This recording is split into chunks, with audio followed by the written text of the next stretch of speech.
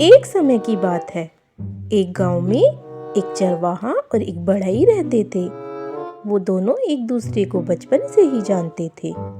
दोनों को जब एक दूसरे की मदद की जरूरत होती थी तो दोनों एक दूसरे की मदद करने में हिचकिचाते नहीं थे।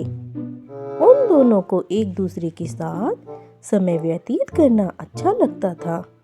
घंटों बीत जाते थे लेकिन उनकी बातें खत्म नहीं होती थी। दोनों भाइयों की तरह रहा करते थे।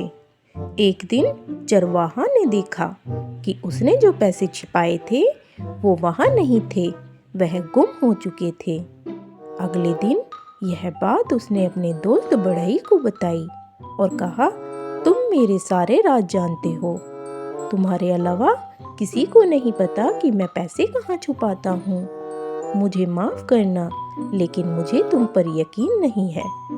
चरवाहे की बात सुनकर बढ़ई सन रह गया और चरवाहे से कहा, दोस्त, बिना चाकू के तुमने मुझे गहरा घाव पहुंचाया है। उसी दिन बढ़ई गांव छोड़ देता है। चरवाहा ने अपने दोस्त को कई दिनों तक ढूंढा, गांव के लोगों से भी पता लगाया, लेकिन बढ़ई नहीं मिला। 10 साल बाद चरवाहा अपने भेड़ों को ले जा रहा था। उसने अपने दोस्त बढ़ई को देखा। वह बहुत उत्साहित हुआ और उसकी ओर दौड़ा। उसने उसको गले लगा लिया। चरवाहे ने उससे कहा, तुम वापस आ गए।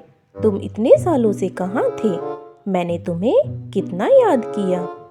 चरवाहा बड़े ध्यान से अपने दोस्त को देखता है और कहता है, तुम सैनिक बन गए?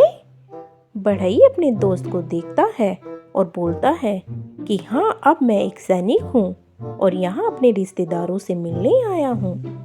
दरअसल मैं बंदूक की गोलियों से कई बार घायल हुआ हूँ। चरवाहा कहता है कि तुम घायल हुए हो?